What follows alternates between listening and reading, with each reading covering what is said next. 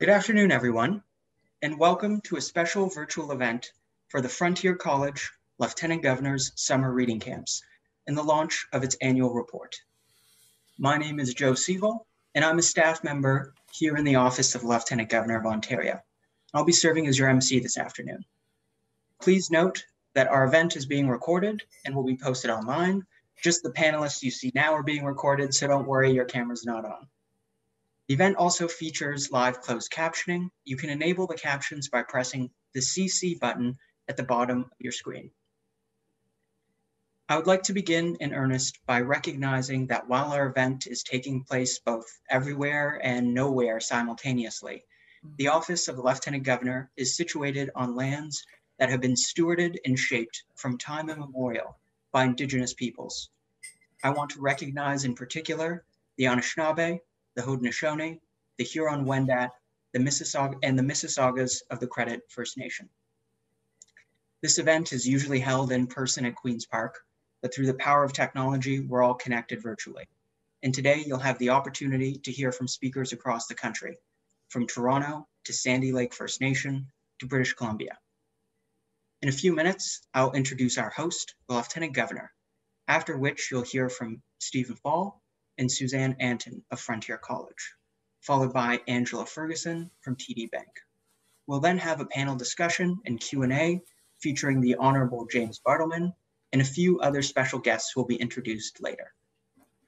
And now, to begin, I would like to introduce Lee Miracle, renowned poet, author, and an officer of the Order of Canada, to share a few words and start us in a good way.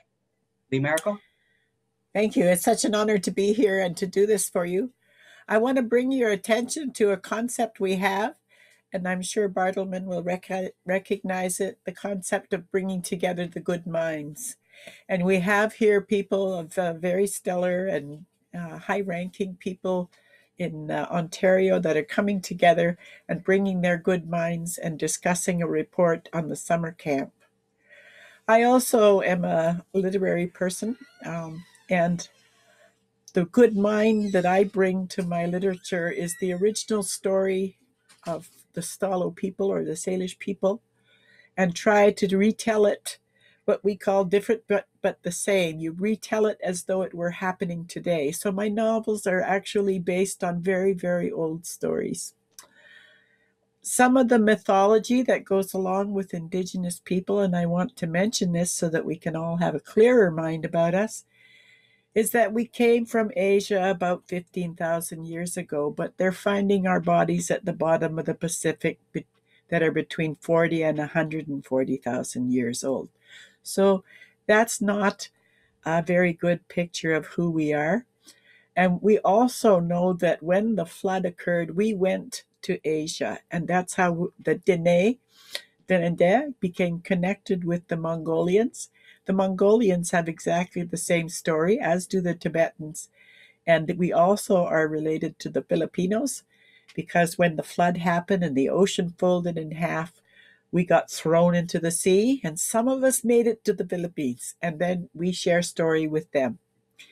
In our teachings of the good mind, we are bound by story. And that's exciting, because these children are coming to a summer camp, and they are getting bound to the stories of the people here. At least that is my hope. I hope that the oral stories of the people in this part of the world become part of the stories that these children learn from. I hope someday that oral story achieves the same privilege that written story does, and the same status. That's my good mind thought for you today. You can think about that, and I really appreciate the work that you all do in looking at these reports. I remember having to read government reports, not a lot of fun, but the work is so critical. The work of getting children interested, first of all, in story, and then secondly, in the written words that they now have access to. I don't know if you realize this, but Canada has only been a literary country for about 100 years. So We're not that far behind us Indigenous people. Ajka, thank you very much. Our thanks to Lee Miracle for sharing those thoughtful words. Thank you very much. And now I would like to introduce our host, the Honorable Elizabeth Dowdeswell, Lieutenant-Governor of Ontario. Your Honor. Hello, everyone. Bonjour. Bonjour. And thank you, Lee, for indeed starting us in a good way. Those who tell stories usually start us in a good way. Although we're unable to meet in person this year, I'm very happy that you've all been able to join us virtually. And I'm particularly pleased because I know some of you wouldn't be able to join us because distance would be a barrier. So perhaps that's one of the good things about learning to work with these new technologies. I keep thinking in this relentlessly challenging year of the phrase, necessity is the mother of invention. And indeed, here we are celebrating in a new and different way the success of the reinvented summer literacy program. You know, during this pandemic, we've had to think about what is necessary, who and what are really essential. That's been very much on our minds. And literacy is essential indeed, particularly in these times of isolation. For many of us, reading actually offers us a lifeline. It connects us through time and across space. As Lee was suggesting, books afford us insight into the lives of others and perhaps into our own, because the perspective that we have is sharpened when we recognize ourselves in the books that we read. But we know historically that not all of us have been able to do that, which is why it's so very important that the program features books by Indigenous authors, and often in the appropriate language. The act of reading for some of us may be quite solitary, providing time for reflection. But when children are involved, it's often a time of gathering and sharing with family and friends. And like many of you, I fondly remember the visits that I've made to Frontier College's summer camps in places like Fort Albany, where they have that beautiful space where elders can actually come in and sit on the staircase and just quietly chat with some of the students, to Cat Lake, Webequie First Nations. And what I remember most is how much fun they actually were. The children were so curious, and they weren't hesitant to approach you. And there was such joy when we were able to read to one another. They'd ask you to read, and then they'd want to tell you their story, what they had learned. They were always discovering new things, new parts of the world. So I have a great many very positive memories. This year's camp report offers evidence, I think, of that joy. And despite the uncertainty that's caused by COVID-19, the report speaks of continuity, and most importantly, that we've still been able to see the progress that's being made in these young children. So as Lieutenant Governor, I salute all of you at Frontier College who've kept the program running this past summer, both in person and through online support and home learning. And to those of you in the audience in particular, whether your efforts were the contribution of time, energy, finances, or encouragement, I want you to be assured that there really has been a return on your investment. To the counselors, many of whom began themselves as campers, I extend a deep gratitude for making such a vital contribution to the communities in which you live. My heartfelt thanks go out to those who created, assembled, and distributed all of the at-home kits and have offered support along the way. And finally, to the Honorable James Bartleman, On behalf of a grateful province, I thank you for your vision in founding the Lieutenant Governeur's Indigenous summer reading camps. How proud you must be to see it entering its second generation and expanding even beyond the borders of Ontario across the country. The program's adaptability and ongoing impact are a testament to the strong foundations that you laid, and also to the drive and belief of community partners and Frontier College staff alike. So congratulations to all of you. I wish you a joyous holiday season, and most of all, I wish you good health. Be safe and be well. Thank you. Merci, miigwech. Thank you very much, Your Honor. I would now like to turn it over to Stephen Fall, President and CEO of Frontier College. Stephen? Thank you so much, Joe. Your Honor, distinguished guests, let me add my welcome to you on behalf of Frontier College. And I want to begin, of course, by thanking Her Honor for hosting us today. And of course, thank you, Lee Miracle, for the opening blessing. It's been a wonderful start to this event. As many of you know, Frontier College is a long-standing national literacy organization, and I think the best way to explain what we do is that we are changing lives through the power of literacy. We have programs throughout the country. In an ordinary year, we connect with about 40,000 learners. All of our programs are free to people who need them. And I should point out that literacy is a more significant issue in Canada than many people realize. I could share a lot of data with you, but the shortest way of saying it is that about 20% of Canadians have a serious struggle with literacy. And that's a very important issue. Literacy is connected to so many other things, ultimately to the quality of life. It connects to employment opportunities, and therefore to income and to housing.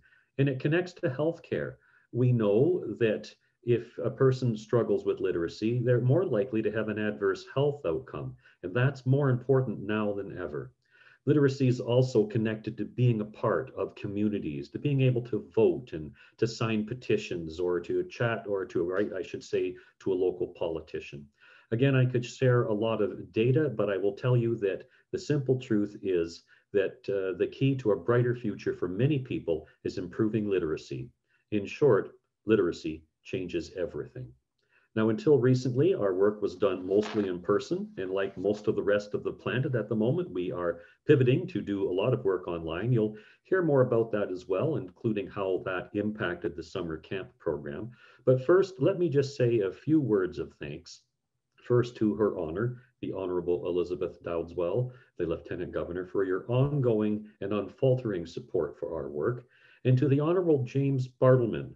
He will be more formally introduced later during a brief panel discussion, but I do want to single out Mr. Bartleman for a moment. The reason we're here today can be traced back to his vision, and he was the Lieutenant Governor who had this idea, and I'm happy to tell you that the success in Ontario has meant that we now have camp programs across the country, and on an ordinary year, we would have a partnership with about 140 Indigenous communities. So from your idea, a lot of work has happened.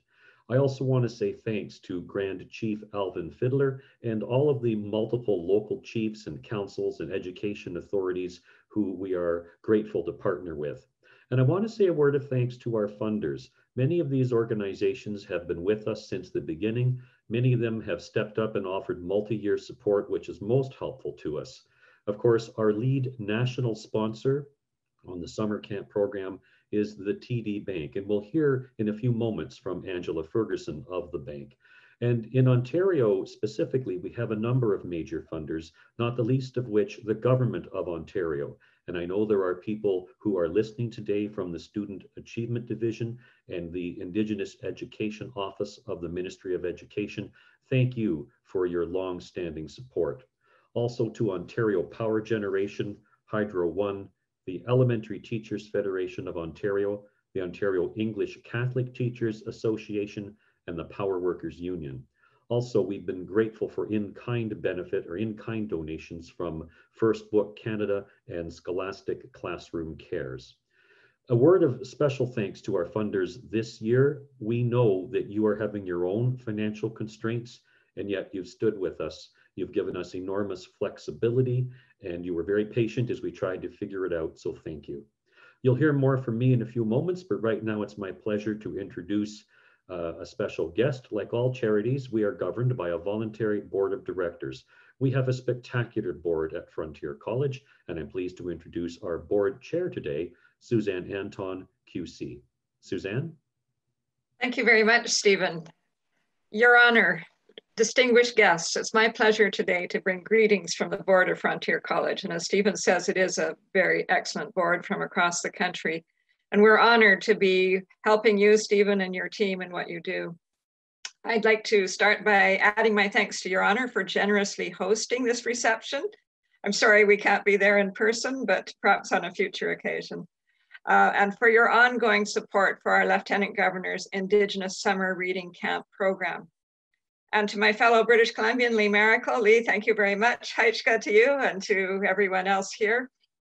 And of course, Honorable James Bartleman, for your patronage and support of the camp since they started in 2005.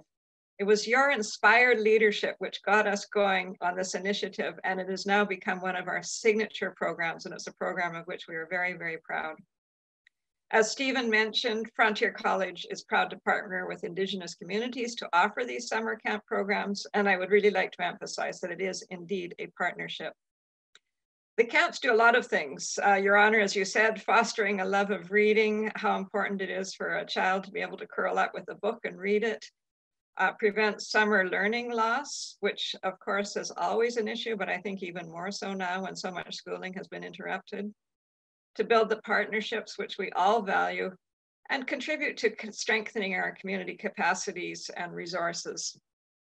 So some things to note, the camps are carried out in partnership and with the blessing of chiefs and councils and the education authorities in the various communities that we go to. We engage parents, elders, and the communities themselves in their children's education. And that means that Indigenous culture, languages, and traditions are prominent in camp activities. And Stephen, I've got to say, next summer, I'm going to make it my mission to get to one of the camps. I really would love to see this in action. COVID pandemic has highlighted how critically important it is to have access to literacy and to learning support. This summer, of course, looked very different due to COVID, but our goal was the same, to give kids free, fun, and impactful learning opportunities. I'm very proud of how the staff and our member partner communities rose to the challenge to make learning possible for 1,200 kids this summer. We had full in-person camps in 4 locations, and nearly 3,000 learning kits were delivered to 15 other communities where in-person gatherings were restricted. The learning kits had weekly activity books and also books to help kids build their at-home libraries. And as one of the parents said to us, there was a lot of laughter and a lot of fun and no complaints because it was such a great program. They didn't know that they were actually doing schoolwork. The learning kits were especially welcome in communities where unreliable internet connections were made online learning a challenge. I'd like to add my thanks to our generous sponsors. We couldn't do any of this critically important work without their support. And the TD Bank Group has been the lead national sponsor of our summer camp programs. TD, not only are you a generous supporter of our work, but our staff tell me that they're terrific people to work with as well. So with that in mind, it's my pleasure to introduce Angela Ferguson, Senior Regional Manager, Indigenous Banking, TD Bank Group, to say a few words. Thank you so much, everyone here. And Angela, over to you. And thank you very much to TD. Thank you. Good afternoon, everyone. And thank you for the introduction. Lieutenant Governor Dadswell, Knowledge Keeper Miracle, honored and distinguished guests, on behalf of TD Bank Group, welcome. It's my absolute pleasure to be here with you virtually, celebrating the Lieutenant Governor's Indigenous Summer Reading Camps and the release of the 2020 Camp Report. As referenced, I'm Angela Ferguson, Regional Manager, Indigenous Banking at TD. I'd like to start with a land acknowledgement in the spirit of reconciliation, respect, truth, and gratitude. I'm based on Treaty 6 territory and the homeland of the Métis. We pay our respect to the First Nation and Métis ancestors of this place and reaffirm our relationship with one another. At TD, we share Frontier College's vision of promoting active literacy among youth across Canada and reaching many of Canada's Indigenous communities through their summer literacy camps. We have supported Frontier College in their tireless efforts since 1982 and have contributed to these camps since 2012. Frontier College's summer literacy camps are some of the only summer literacy programs in Canada that focus on Indigenous children and partnering with remote and flying communities to deliver camps. This is an important and nearly unique contribution in Canada's literacy landscape. We know the long-term benefits of these camps can be seen through increased reading habits, academic readiness, better school performance, higher levels of self-confidence, and of course, an increased passion for learning and reading. This is ever so important today as we continue to navigate the impacts of the COVID-19 pandemic. This investment in early learning is a critical foundation for future success and helps to narrow the achievement gap between children from various backgrounds. Helping to open doors for a more sustainable and inclusive tomorrow is the foundation of the TD Ready Commitment, the bank's global corporate citizenship platform launched in 2018. Through our business, philanthropy, and people, we're dedicated to helping create the conditions individuals need to feel confident in their future. Our work with Frontier College in supporting the literacy needs of children and youth is one example of how the TD Ready Commitment is brought to life. With the help of hundreds of community partners and thousands of permanent and non-permanent staff and volunteers, this program has served over 7,600 children nationally in 140 communities from coast to coast to coast. Feedback supports that this programming positively affects the individual campers while also having a clear and direct impact on the communities in which they serve. In closing, I want to extend a heartfelt thank you to our valued partners at Frontier College. We look forward to building on all of our successes with the continued support of the Lieutenant Governor and her dedicated staff. Thank you.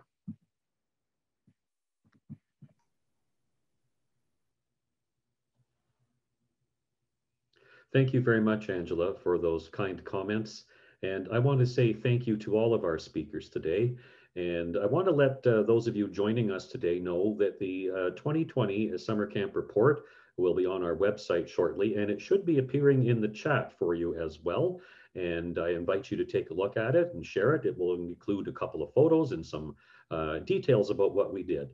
I'll just repeat a comment that we heard earlier in case you just joined us. The camps are not something Frontier College does for communities. Rather, it's something we do in partnership with communities and with the blessing of the chiefs and councils and educational authorities.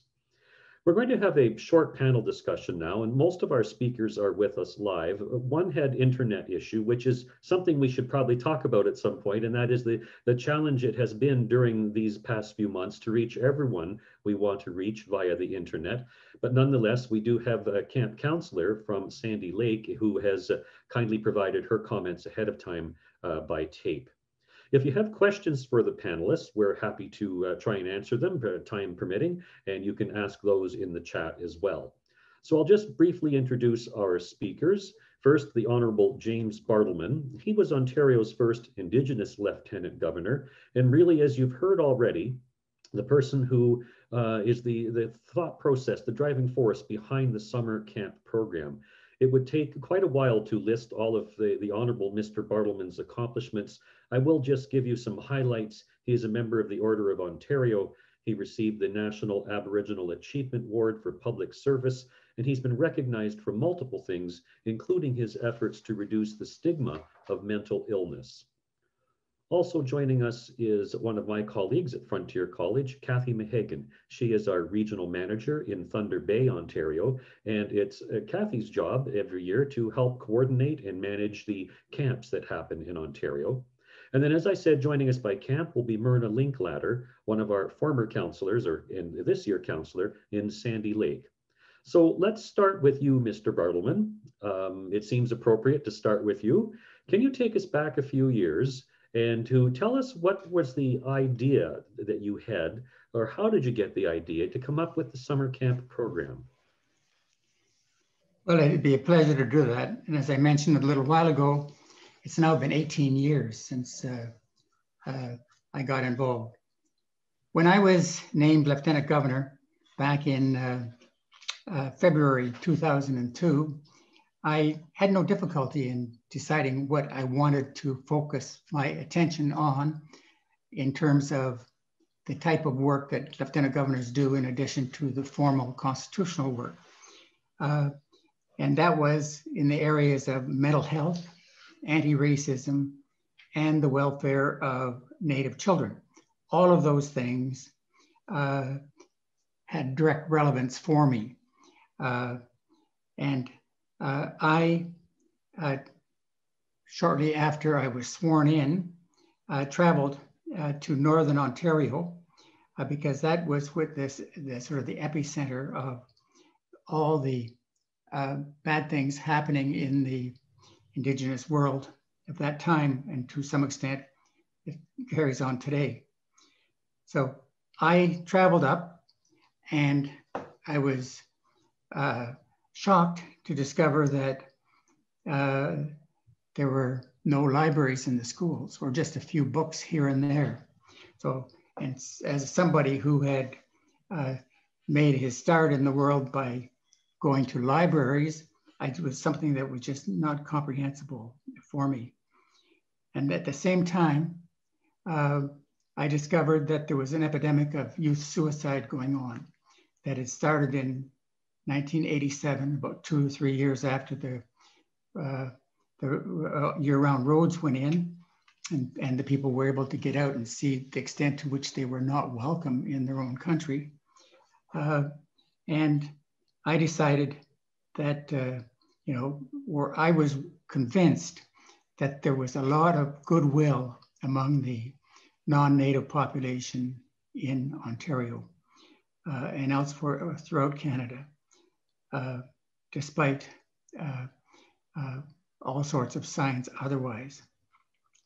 And so I set my sights at, first of all, establishing libraries in all First Nation communities, for all First Nation schools. And I discovered that, in fact, there was huge support for helping out. And as a result of a program I organized, we collected and distributed 2.1 million books. And this is just mind-boggling. And it was great, fantastic to go into communities such as Fort Albany, for example, and to see all the kids lining up on those steps to borrow books, just like kids did in non-Native schools. And in terms of the issue of youth suicide, I was convinced that there was a link between literacy and self-esteem and suicide. And since I had also made my start by reading and hanging around libraries, I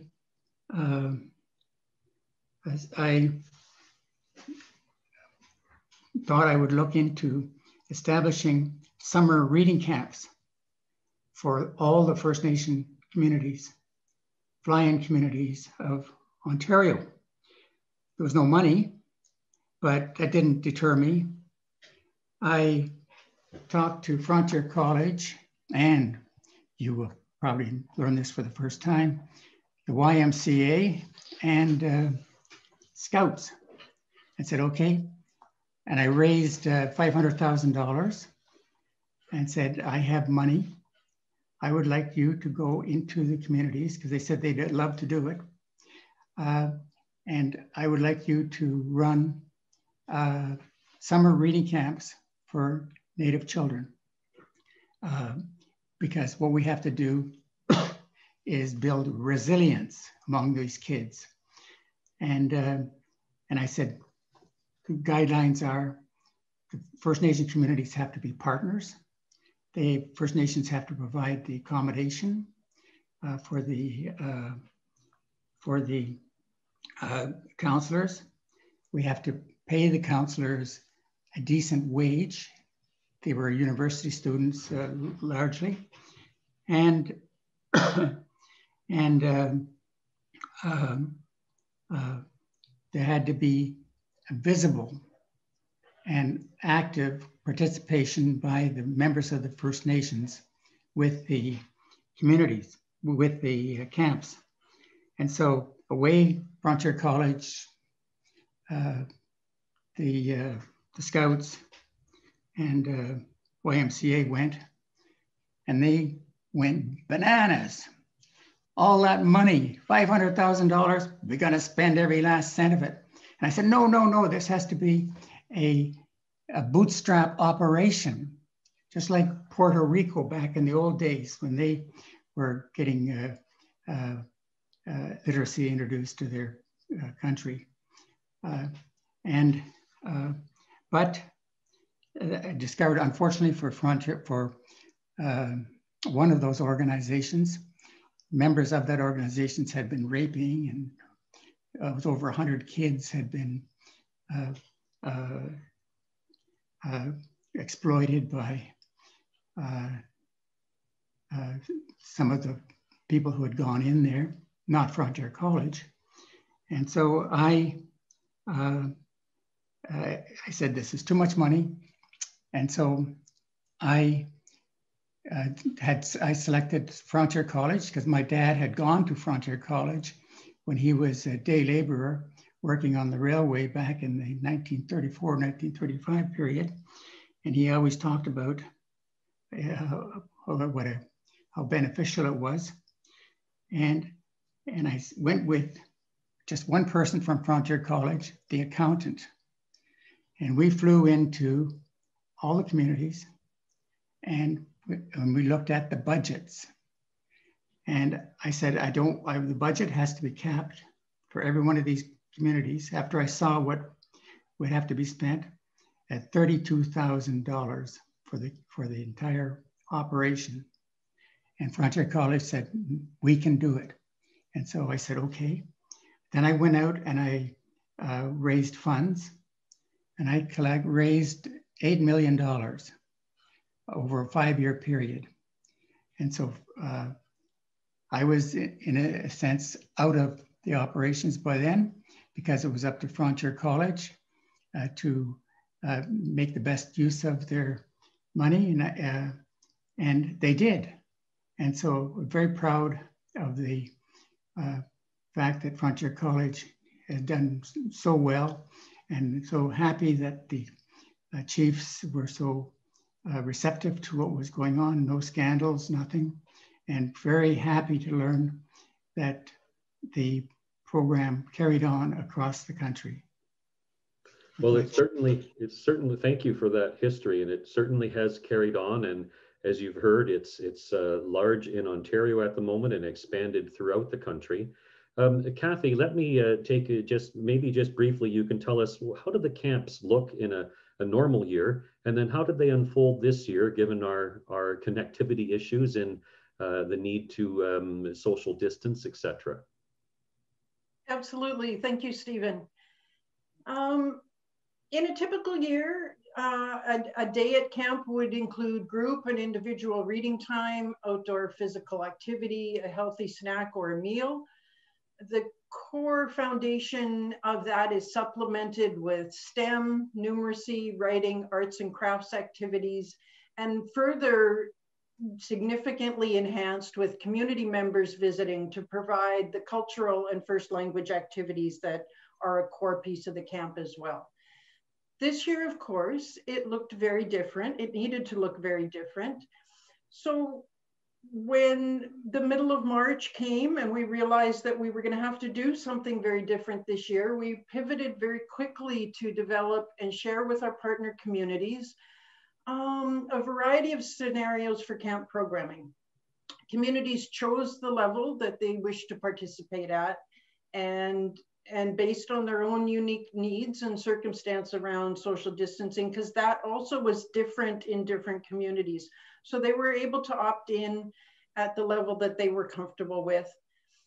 The scenarios that we were able to offer represented a range from a program that maybe resembled a typical camp in terms of activities, but with much smaller groups of campers in outdoor locations, where some social distancing gathering was permitted, but not anything in an enclosed space, to the Learn at Home kits, which we created and shipped up to the communities for contactless doorstep delivery in locations where gathering was not possible.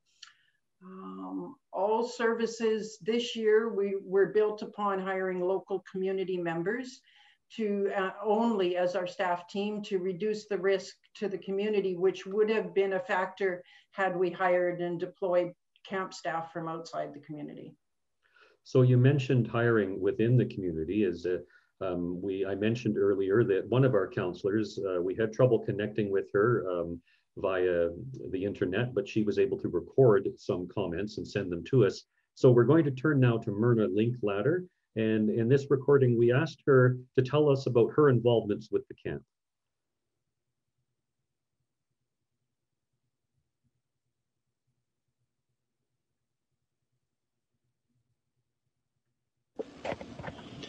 Hi, my name is Myrna Linklater. I'm from Sandy Lake, and I've been working with the literacy camp for 12 years altogether, and I started working on 2006. Then I worked for 11 straight years every summer, and just recently, this past summer, they asked me to work again for this summer, and I was happy. I was happy to work with them again, because this time it was different because of this COVID that's going on, and we managed to do the camp, but we just asked some parents that who wanted to send their kids to the camp, and we had to do it in a bubble, like a family that are together, like kids from the same family. And then that's how we did it, and we sent homework packages to the other children. We delivered them to the parents, and it was different this past summer, but we managed to do it, and there were kids showing up for the camp, and we did the social distancing, and it was fun. Okay. So let's stay with Myrna for a second. We also asked her to talk about how she thought the camps benefited her community. So let's hear from Myrna once again from Sandy Lake.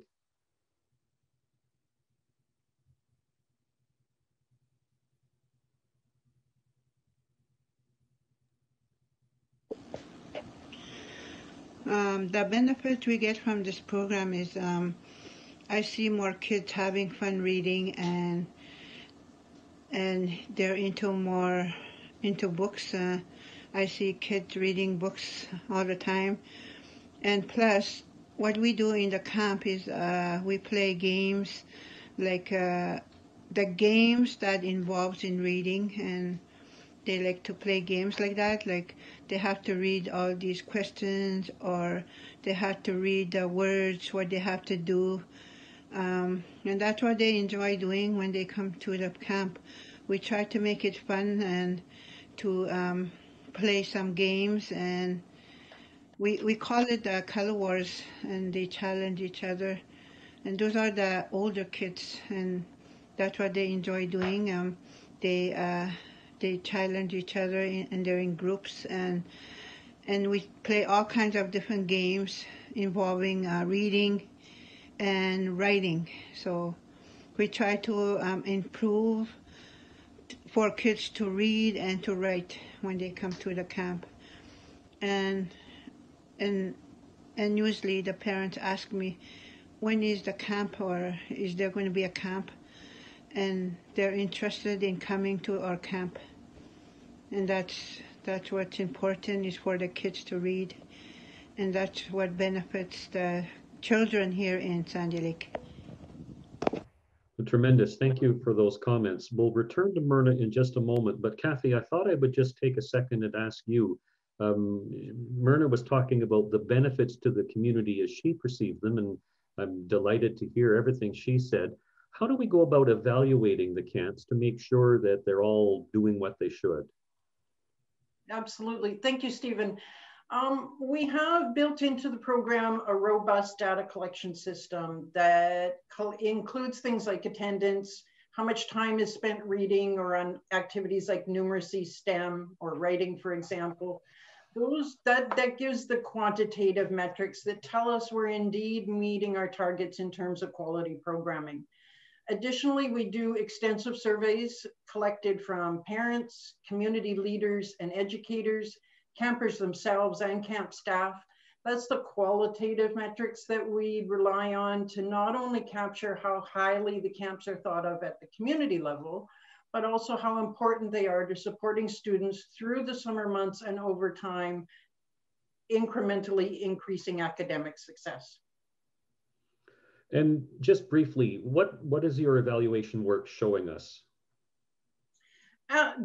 Absolutely. I mean, the work shows us that the project is meeting its goal ultimately. I mean, the kids are having fun. They tell us that they read more after attending camp. They tell us that they're more comfortable and more confident returning to school in the fall. The parents tell us that the kids are reading more at home after they've attended camp, that they read more to their siblings, that they enjoy reading more, they ask about books. Even the youngest ones will ask to be read to before they go to sleep. So it's working. It's built upon fostering that love of reading, because we're not there year round. But if we can build in that love, then that's going to carry the kids through. So they're engaged in reading, they want to read more, and they're thirsting for more reading. Tremendous, thank you. I'm delighted to see every year those results, and I'll share just at the very end that we've been doing a little bit of surveying of people who've been attending the camps or had attended the camps a few years ago. But just before we get to that, the camps have been running a couple of years now, and a number of years, one of the things we asked Myrna was, what does she see for the future of the program? So let's again turn to Myrna Linklater from Sandy Lake and hear what she has to say about the future of the camps.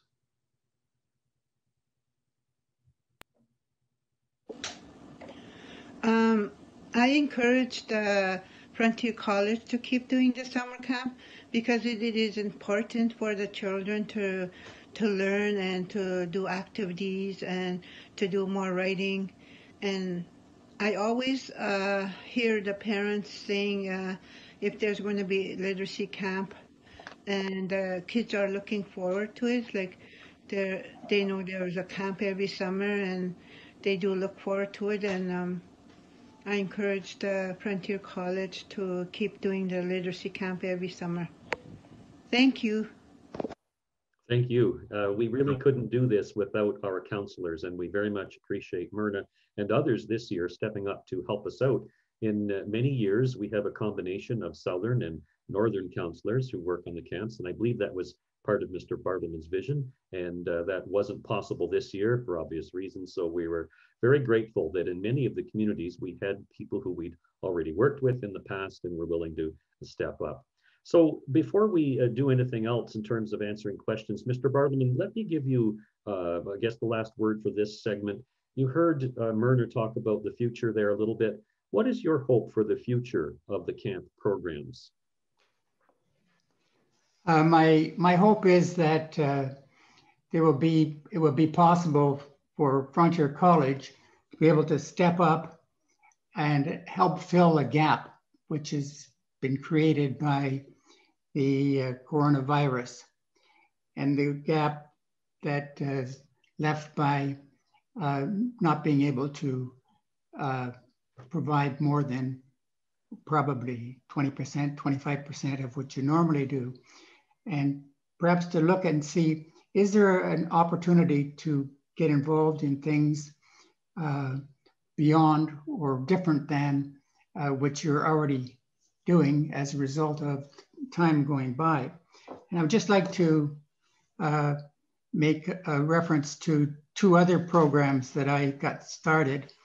One is Club AMIC for young readers. And I mention that because somebody just the counselor talked about the importance of the books that were put in the hands of the kids. Well, just briefly, I raised the money and set up something called the Club AMIC for young readers. And I asked the Southern Ontario Library Service to run it, and I provided them with the money for the first 5 years, $2 or $3 million that I raised. And in this, 5,000 children, kindergarten to grade 6, received a brand new quality book every 3, and then it became 4 months. And they had their own book, their own book club magazine, and it was a huge success. And then about 3 years ago, new government came in. What had happened was that the Ontario government stepped in when I was no longer able to raise money, and they provided the funds to keep it going. And then about several years ago, not really too long ago at all, the Ontario government canceled it. And it was so beneficial. The kids just cherished those books. The other thing was creative writing, that the Ontario government asked what they wanted, what I would like as a legacy gift, as the Lieutenant Governors get them. And I said I wanted to see a creative writing program with awards. And that came to a halt about 2 or 3 years ago. But I was very happy to hear from the Office of the Lieutenant Governor that that is going to start up again. But maybe there's some way that Frontier College can collaborate with, first of all, with the Southern Ontario Library Service to get this thing going again for the books that go into the hands of the kids. And secondly, in terms of creative writing, to see how the Ontario Ministry of Citizenship, because they're the ones that took it on, can get it going. Because they have up to 500 kids, and they're Métis, First Nation, and Inuit. And they just love it, don't they, Your Honor? Her Honor has been very supportive of this program over all these years. So those are my comments. Thank you very much. And absolutely, we are all about partnering at Frontier College. We just have a few minutes left, and beforehand, someone emailed a couple of questions in advance. And Cathy, I think you're best positioned to answer these. Assuming COVID is still present in communities when we go to offer the camp program next year, are the plans going to be similar to this year? Have you given much thought to how they might unfold? I have given a great deal of thought to next summer. I think what we learned is that this year's strategies worked quite well, even though that they were put together very quickly. Next year, obviously, if we're in the same situation, we're going to have the luxury and the blessing of a little bit more lead time. So it's going to give us the chance to refine and be even more effective in our activities, because we'll have a little bit more time to roll them out, more time to communicate with communities, more time to be able to have a really good plan in place. And everything that we're planning for next year is with the mindset of it's got to be flexible enough that it can transition very quickly from one model to another. So even all the supplies we're looking at, thinking about ordering, or the activities we're building, it has to be something that is flexible enough it can very easily and seamlessly work into a face-to-face camp model, or work into the more mailed learning kits that would be delivered remotely. So let me just one follow-up about the learning kits. The questioner also said, if the programs are virtual, how do you address the digital divide? And I know the learning kits were delivered to people's communities and to people's homes. Do you want to just take 2 minutes and tell us a little bit about that? Absolutely. About the learning kits or the digital? Well, I guess in my view, the digital kits helped overcome the digital divide, but I'll just leave it to you. Certainly. So the learning kits had activity books and all the supplies that you would need to complete the activities. They were delivered contactless to doorstep, and they were weekly kits in most cases. So we felt that they were providing very good support for families and children. This year, we learned that the digital and the connectivity challenges that many remote communities face can be mitigated with content that we were building and sharing mostly through social media, because that can be accessed via cell phone, and in many cases doesn't even take a whole lot of data. So a lot of the stuff that we were building this year could be shared across our social media platform. So it could be an activity posted on Facebook, for example, that a parent sees. They're able to open it right on their screen and do the activity. That way they aren't constrained by, do they have a computer? Do they have a printer? All of those things. So we're already exploring options to extend that to more locations and year-round service, ideally. And the plan is to be much more robust by spring of next year in terms of our virtual content. Because we know it was a core piece of what we did this summer, but it was done this summer on kind of an ad hoc basis, but we sure learned a great deal. Yes, an ad hoc basis might be a good summary for this year for many of us. One final question, Mr. Bartleman, we had a question sent in, and this is real quick. We just have a minute left. Can you just tell us a little bit about the picture over your shoulder? You just remember to unmute, and the photograph over your shoulder there, you just need to unmute for a second there.